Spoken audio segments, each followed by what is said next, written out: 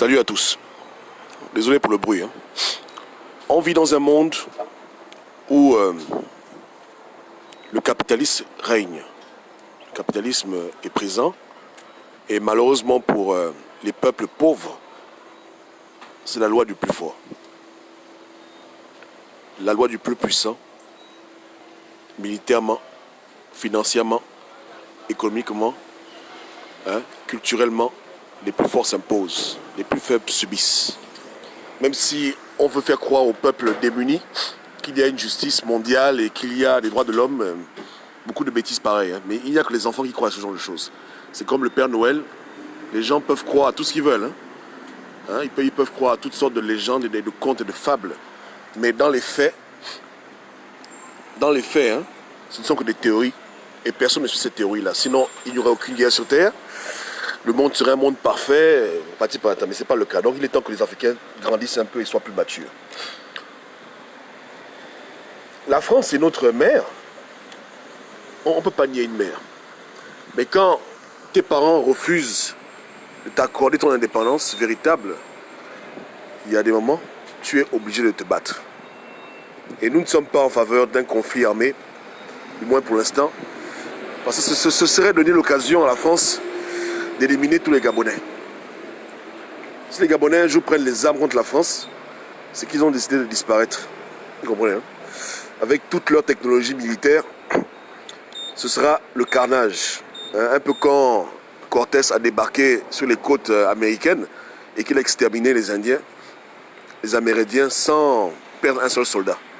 Donc, les Gabonais, les Africains veulent faire la guerre avec la France, ils vont tous mourir. On va tous mourir. Donc, l'option n'est pas bonne. Ça ne sert à rien de faire ça.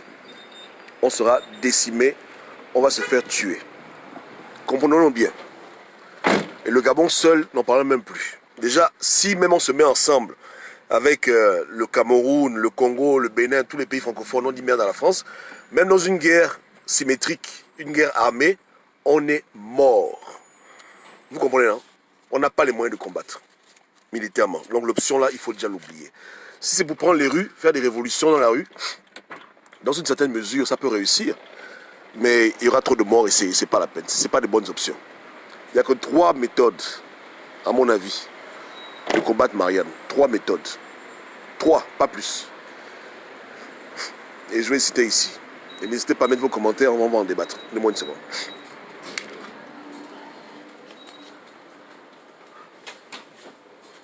Hey, can I have 5 on 4? 5 on 12? 4. 4?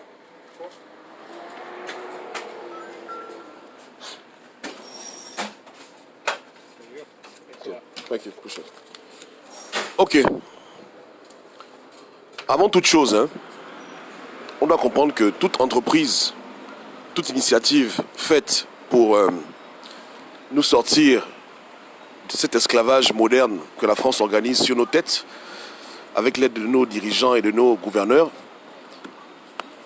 il faut d'abord tout remettre en prière parce que c'est un combat qui est spirituel. La conséquence aujourd'hui de voir des peuples en Afrique être toujours comme des bébés contrôlés par l'Occident est liée à un problème spirituel. Nous sommes d'abord des esclaves spirituels avant toute autre chose. Et tout ce qui a trait au spirituel se règle avec Dieu. Mais au-delà de Dieu, au-delà de la prière, la France peut se combattre sur le plan de vue économique. Premièrement d'abord. C'est-à-dire que nous participons consciemment à leur prospérité. Le fait que nous utilisions leurs compagnies, leurs produits qu'ils vendent en Afrique, le fait qu'on participe dans les pays francophones, au Gabon en particulier, à l'essor de leur entreprise, quelque part nous-mêmes on s'attache. Donc si les Africains décident de couper les ponts avec tout ce qui est France, au niveau même de leurs succursales, de leurs magasins, de leurs compagnies, de leurs stations d'essence, ils vont prendre un coup. Ce ne sera pas suffisant pour les faire reculer, pour nous libérer, mais ce sera déjà un grand pas vers l'avant.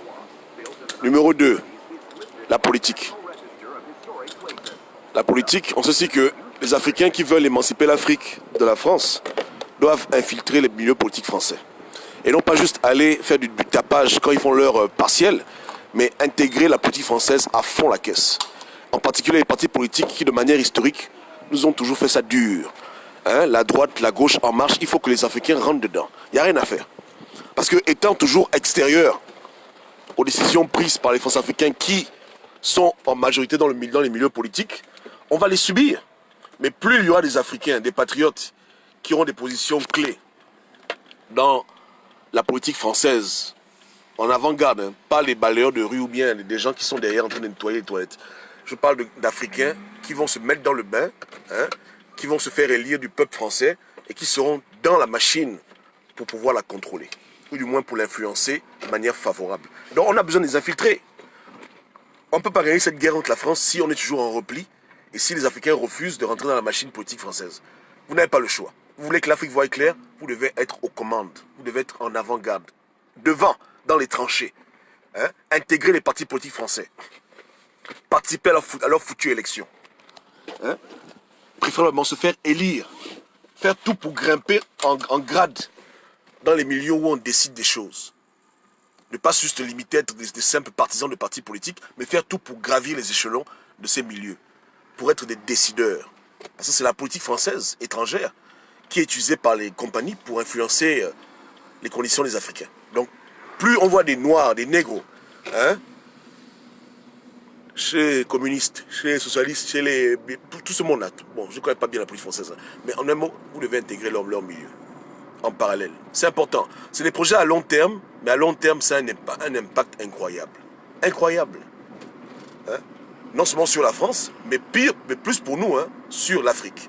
L'Afrique est, par extension, nos frères des Dom-Tom, etc., la Guadeloupe, etc. Donc il faut intégrer. Il faut pousser les limites.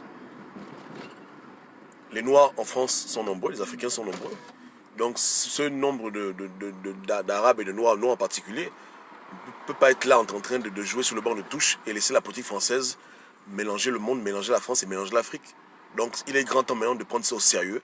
Ceux qui peuvent, ceux qui ont 18 ans, de comprendre que dans leur cheminement à l'étranger, ils ne peuvent pas être là en train d'observer la politique française de loin parce qu'elle a un impact sur la France mais aussi sur l'Afrique. Donc il faut intégrer. Intégrer. Des personnes de bonne moralité, de bonne valeur qui doivent absolument intégrer ces milieux et qui doivent tout faire pour aller le plus loin possible. N'est-ce pas, non? Donc il nous faut des résistants dans la politique française. Ça, c'est le deuxième point. Donc on récapitule jusqu'à présent. L'économie française, il faut qu'on puisse la saboter. Numéro 2, la politique française, nous devons également y participer. Jusque-là, est-ce que vous me suivez là? Et je parle des méthodes pacifiques. Hein? Des méthodes pacifiques. Voilà. Numéro 3, et le point le plus important, c'est l'union. Aucune puissance sur Terre ne peut dominer un peuple quand ce peuple est uni. Vous comprenez? C'est impossible. Nos divisions permettent que les puissances étrangères, que ce soit la France ou la Chine, puissent nous diviser et puissent nous dominer. C'est pour ça que les résistants qui sont accomplis aujourd'hui, ceux qui ont compris la vie, savent, hein, que pour pouvoir pousser les limites de la souveraineté, pour pouvoir rentrer dans ce stade où on est souverain, il n'y a pas mieux pour un Gabonais que de soutenir Ali Bongo. Les gens commencent à comprendre. Beaucoup de gens ne comprenaient pas au départ quand j'en parlais. Mais ils vont se rendre compte que soutenir le régime, hein, c'est exactement la chose que la France n'espère pas que l'on fasse. Parce que la France profite toujours des divisions. C'est quand un régime est en place qu'ils aiment voir une opposition. Mais ils n'ont jamais vu un cas de figure où tout le peuple se range derrière quelqu'un, où tout le monde de manière unanime se range derrière un président ou derrière un gouverneur. Ça les emmerde sérieusement. Parce que la force du peuple, elle est considérable. Même si le peuple n'est pas armé, mais le simple fait d'être tous unis, hein, dans une même cause, ça les emmerde. Ça les emmerde sérieusement. Donc, l'union de l'Afrique, l'union d'abord des peuples, hein, Gabonais, Béninois, etc., c'est un problème. C'est un véritable problème. Si au Gabon, les gens arrêtent leur opposition radicale et que tout le monde se met derrière Ali Bongo, la France aura des problèmes.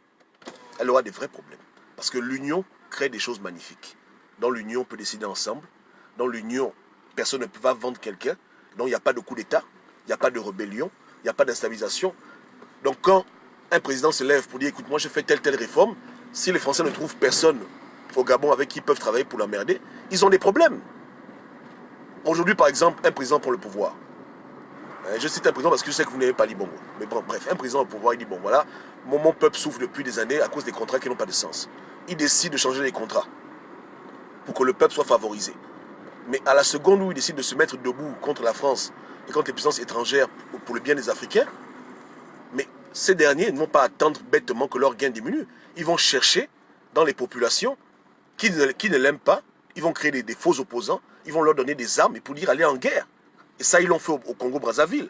Mais quand ils trouvent un peuple qui est soudé, comme les Cubains, hein, un peuple qui comprend la politique, un peuple qui se met derrière quelqu'un, jusqu'au bout, ils ne trouvent personne pour faire un coup d'État, ils ne trouvent personne pour déstabiliser le pays. Et le pays peut avancer malgré la pression externe, malgré les embargos, le pays va de l'avant. Et c'est pour ça que Cuba a pu tenir, parce que les Cubains sont soudés. Mais si au Cuba, il y avait des petits idiots qui aimaient les discordes bêtement, on les aurait armés depuis longtemps, il y aurait eu la guerre civile.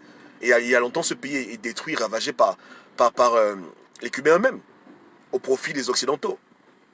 Donc l'union fait la force. La meilleure manière de combattre la France-Afrique, c'est de soutenir celui qui est au pouvoir, lui donner la force de pouvoir tenir tête quand il le faut, hein, et ne pas donner à la France l'occasion de les déstabiliser, soi-disant parce que les gens font l'opposition. Là, on est en train de jouer au jeu de la France. On veut créer au Gabon une opposition radicale qui ne va pas profiter aux Gabonais, qui profitera seulement aux puissances étrangères comme moyen de pression pour manipuler qui veulent manipuler. Bing prend le pouvoir, ce sera la même chose. N'importe qui rentre au pouvoir dans un climat de tension, il fait le jeu des colons. On n'aura jamais gain de cause. On sera toujours en train de jouer aux idiots.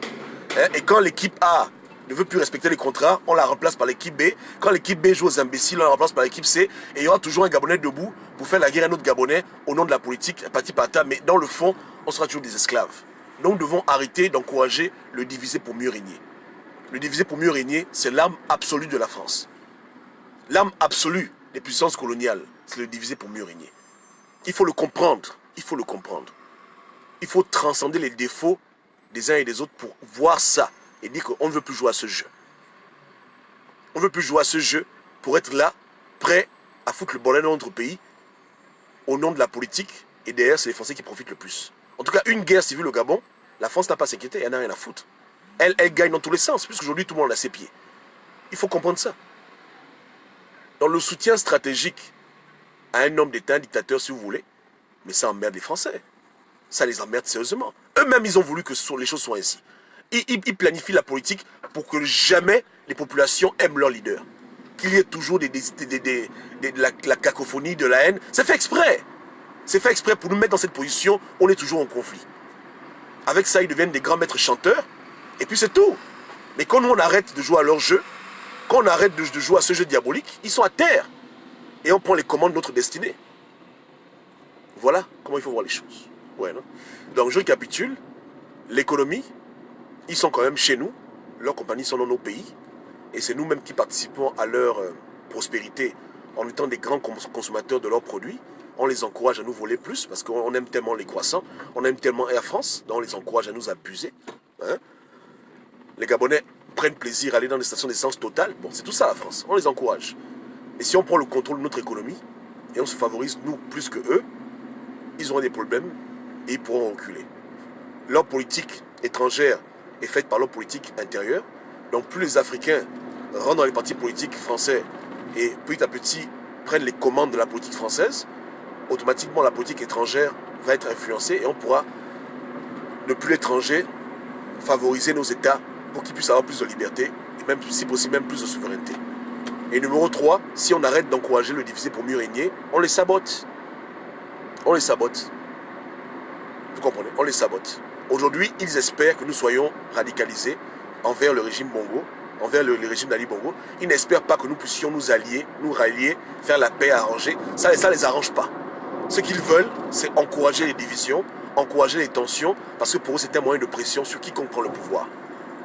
Hein? Ils ont mis Ping à genoux comme un chien. Demain, ils le mettent au pouvoir. Il sera un chien devant eux. Aucune offense aux pinguistes, mais c'est la vérité. C'est leur jeu et ils le jouent tellement bien parce que nous-mêmes on participe à ça. Donc on doit sortir du game et aller à contre-courant de leurs aspirations. Vous comprenez? Aller à contre-courant de leur jeu. Ils savent que quand on va en France, on veut juste aller à l'école et travailler, mais qu'on n'a pas forcément un goût pour la politique parce qu'on dit que la politique c'est la corruption, on s'en fout. Ça les arrange. Tant que les Arabes et les Noirs ne veulent pas être dans la politique en France, ils veulent juste aller voter, c'est une bonne chose. Tant qu'on consomme leurs produits, c'est une très bonne chose. Et tant qu'on se ligue dans leur jeu de diviser pour mieux régner, ils applaudissent. Mais si on tourne les cartes, et si on retourne leurs armes contre eux-mêmes, la guerre a commencé, et tôt ou tard, on sera libre. N'est-ce pas? Donc voilà pour moi, j'ai arrêté de faire Ali Bongo un ennemi. Déjà parce qu'il est malade, mais parce que ça n'arrange pas la France. Ça n'arrange pas la France. Ce qui l'arrange, elle, c'est continuer à maintenir la pression de division, continuer à radicaliser les gens dans un système où c'est eux les plus grands vainqueurs. Ce qui les arrange, c'est quand on continue à encourager les compagnies françaises qui sont au Gabon.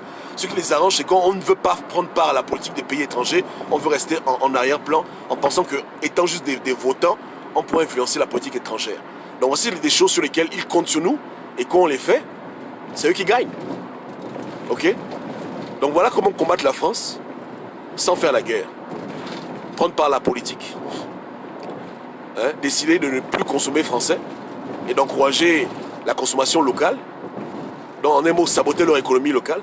Et numéro 3, arrêter de faire la guerre aux gens que la France a placés là, mais que la France peut enlever à tout moment pour en passer par d'autres. Arrêtons de faire des combats d'individus et soyons des patriotes, soyons solidaires. On ne soutient pas Yali parce qu'on l'aime, parce qu'il est mignon. On le soutient par principe et par stratégie. Parce que ça n'arrange pas la France qu'on le soutienne. C'est pour ça que moi je fais ça. Ça ne les arrange pas. Ils aimeraient nous voir être en guerre, être dans les divisions. C'est ça qui les arrange, pour mieux nous manipuler. Non, arrêtons de jouer à leur jeu. Ou soyons à la rigueur neutre. Mais ne jouons pas à leur jeu de division. Ils prennent plaisir à diviser pour mieux régner. On doit le savoir. Il n'y a rien de nouveau dedans. Si la Côte d'Ivoire était unie derrière Laurent Gbagbo, malgré tous ses défauts, hein, aujourd'hui la Côte d'Ivoire est souveraine. Mais la France a profité de leur division interne, ethnique, pour manipuler et pour mettre au pouvoir qui ils veulent. C'est comme ça. Et demain, si Ouattara joue aux imbéciles, on lui fera pareil. Même Ouattara n'est pas à l'abri. À la seconde où il éternue à Tchoum contre les Français, ils vont soulever les Soro Guillaume, ils vont soulever même Gbagbo qu'ils ont mis en prison, pour dire que voilà, Ouattara nous emmerde, va l'enlever du pouvoir. Mais jusqu'à quand on va jouer à ce jeu? Donc l'union des Gabonais est importante. Les Gabonais doivent être unis et soudés. La plus grande bataille, c'est la bataille pour la souveraineté. Tout le reste, c'est des idioties. Le vote 2016, c'est des bêtises. Ça n'a pas de sens, ça. La vraie bataille, c'est celle-là. C'est le combat du siècle. Et pour le mener, on doit être un. Et on doit savoir ce qu'on veut. Et arrêter les divisions inutiles et les querelles. Le Gabonais ne doit pas être son propre ennemi, le Gabonais doit s'unir. Hein? Les militaires gabonais n'ont pas à faire de leur carrière la répression des Gabonais. Les Gabonais n'ont pas à passer leur temps à provoquer les militaires. Tout le monde doit être uni. Pour faire barrage à la France et pour qu'on amène notre pays dans un meilleur ciel. Voilà ce que moi je vois. Hein? Voilà. Donc la diaspora doit faire la politique en France, n'est-ce pas? Au Gabon, les Gabonais doivent commencer à ne plus prendre plaisir à consommer français. On doit se décoloniser dans nos habitudes. Et le peuple doit s'unir. Et c'est comme ça qu'on remporte cette guerre, qui a une portée sur des siècles et des siècles à venir. Les élections, c'est un jour on vote, c'est fini. Mais ce que je dis maintenant a des ramifications et des conséquences à long terme, sur des siècles et des siècles.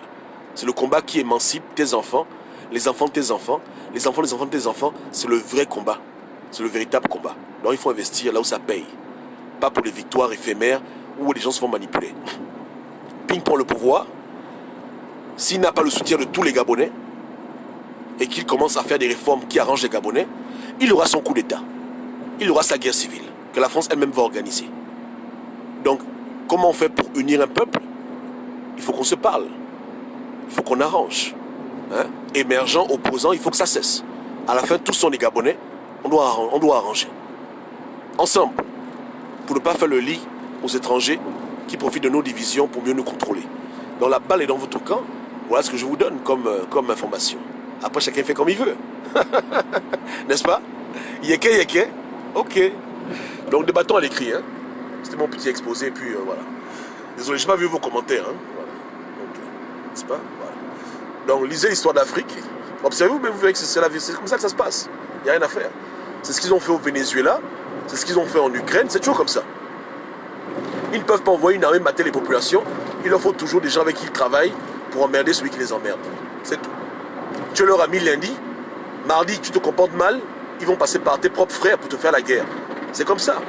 Sankara, Lissouba, Lubumba, c'est toujours comme ça. Voici leur méthode, voici leur façon d'agir hein, en Afrique pour nous contrôler.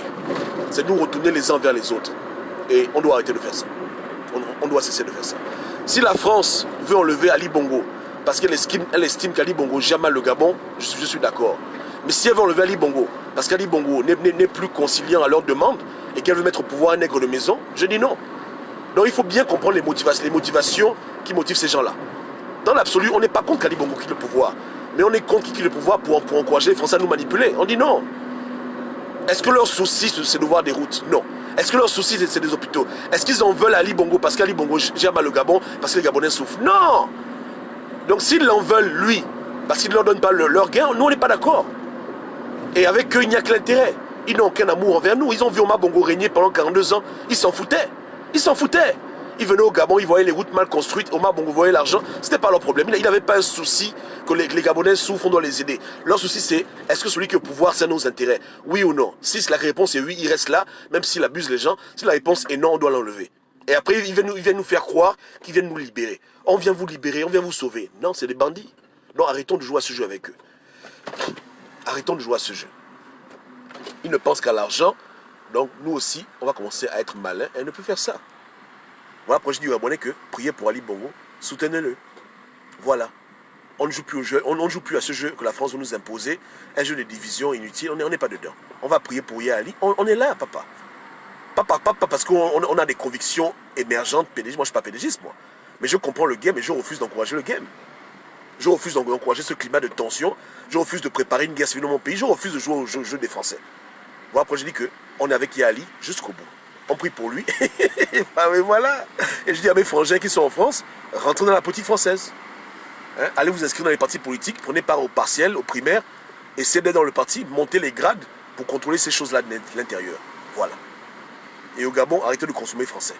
Voilà les axes de combat. C'est pas ça. Voilà. Donc, je prie que les Gabonais comprennent ces choses. Et Ali Bongo est là, on fait avec. Et si Ping est un patriote, il devrait rejoindre son frère pour qu'ensemble, ils luttent contre la France-Afrique. Mais s'il continue à être dans une posture radicale où il veut créer au Gabon les divisions, il fait le jeu de la France, il prend le pouvoir, ce serait un nègre, ce serait un esclave. Et moi je vous dis que son esclavage à lui sera pire qu'Ali Bongo. C'est que la manière à laquelle la France va le contrôler, ce sera pire que l'influence qu'elle a sur Ali Bongo. Comprenez-le bien. Comprenez bien les enjeux. Parce que ce degré de lèche-botisme, s'il prend le pouvoir, le Gabon recule de 50 ans en arrière. Et rien ne pourra empêcher ça. C'est-à-dire que même ceux qui font du bruit, vous n'allez pas dribbler les Français. Parce que cette manière de suppléer le pouvoir, là, si demain ils décident de vous donner le pouvoir, on recule de 50 ans. Je ne suis pas contre, les gens font ce qu'ils veulent. Mais comprenez bien que là, les chaînes qui nous attachent vont se multiplier. Elles vont se multiplier. Voilà.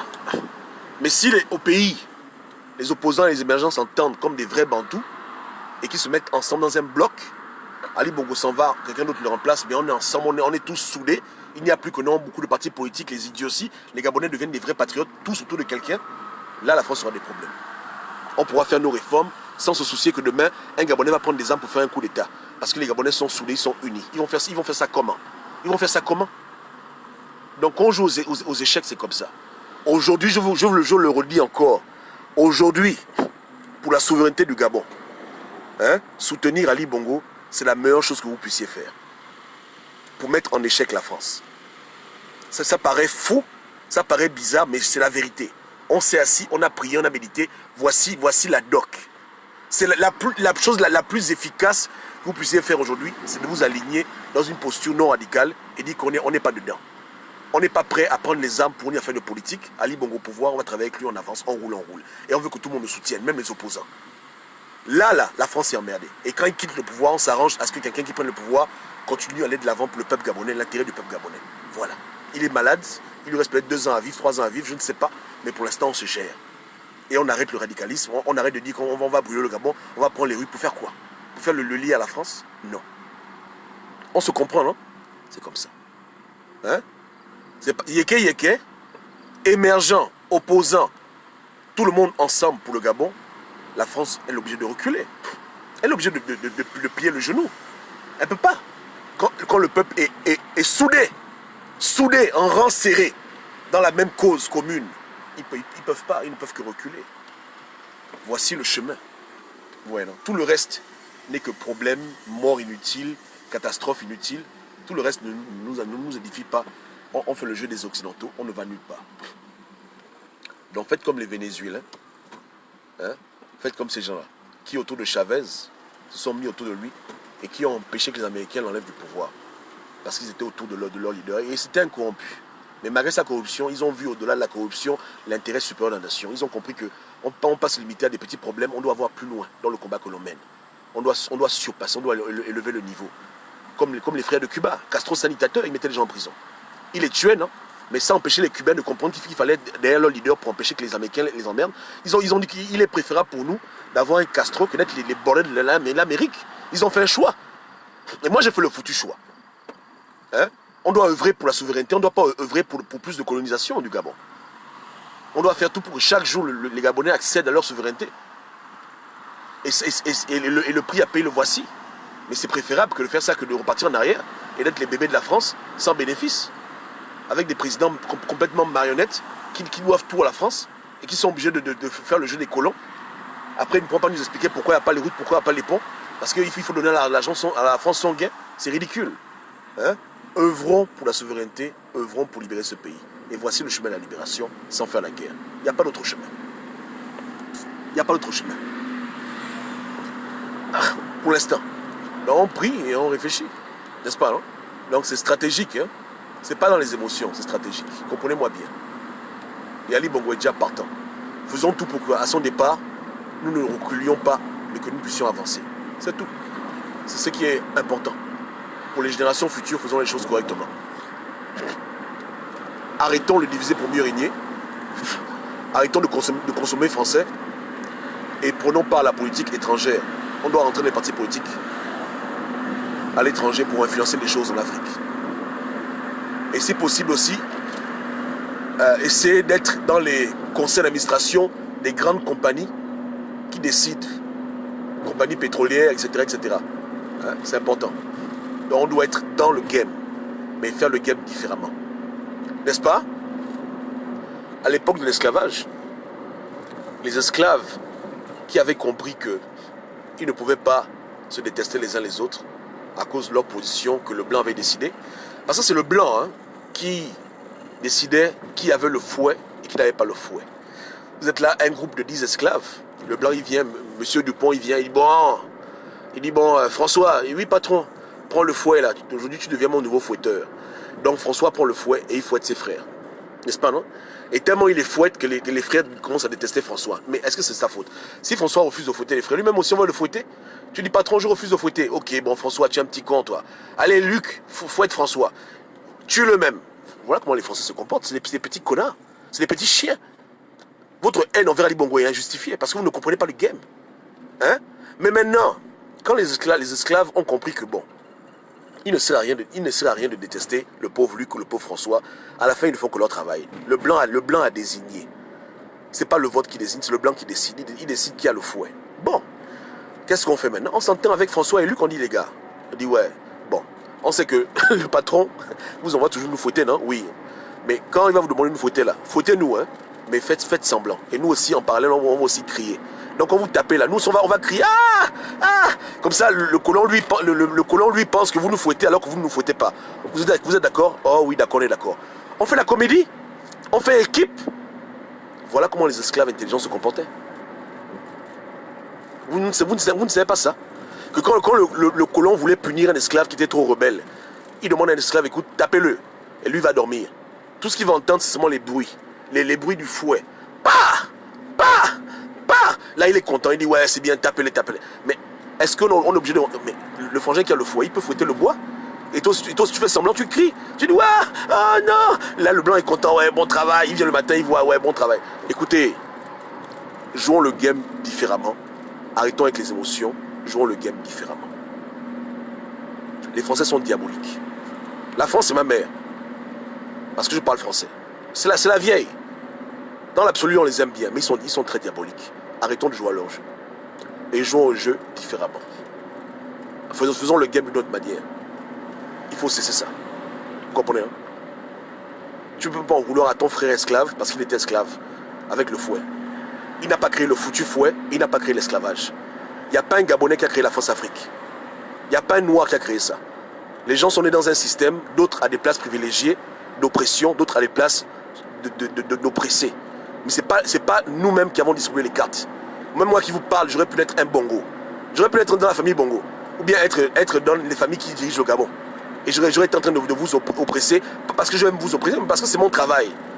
Hein? Je suis né dans la maison du nègre qui a le fouet. Toi, tu es né dans la maison du nègre qu'on fouette. C'est ta faute? Non. C'est de ma faute? Non. Donc arrêtons de jouer à ce jeu. On doit s'entendre, on doit collaborer ensemble. Pour dire, frangin, je n'ai pas demandé à être là où je suis, toi non plus. Mais est-ce que la solution, c'est qu'on s'entretue pour faire plaisir aux Blancs? Parce que ça arrivait que certains tortionnaires noirs se faisaient tuer par les esclaves. On dit que lui, il exagère. Lui, quand il fouette les gens meurent. Donc la nuit, on l'attrape, on les gorge. On dit espèce de salopard. On le tue, mais le matin, quand le colon constate que son nègre qu'il aimait tellement, parce qu'il prenait plaisir à taper les autres nègres, a été tué, devinez qu'est-ce qu'il fait? Mais il le remplace. C'est tout. Et le cycle continue. Donc comme on brise le cycle, on arrête de jouer au jeu. On s'entend, on dit, frangin, tu es le fouetteur, non? Fais ton travail. Mais quand tu nous fouettes, vas-y mollo. Nous aussi on fera semblant de faire comme si tu nous as beaucoup fouetté. Mais derrière, on réfléchit comment faire pour faire tomber le colon et surtout nous émanciper du colon. Voilà. Il n'y a rien. Parce qu'on est ensemble. C'est ça le vrai patriotisme. Chacun joue à son jeu, mais tout le monde sait où on va.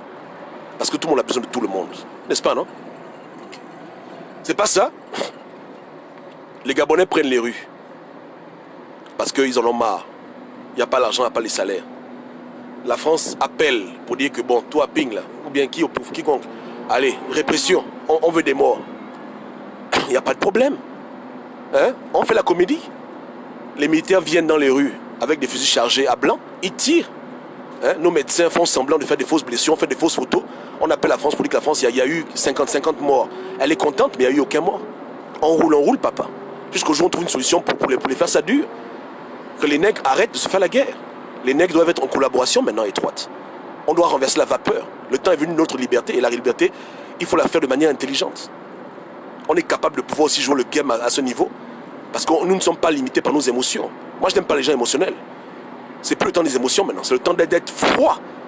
Comme eux-mêmes, ils sont froids. De jouer le game à leur dimension. Et même au-delà. On ne peut pas quand même nous dire que le blanc est plus malin que le noir. Je dis, hein, c'est nous qui avons civilisé les blancs.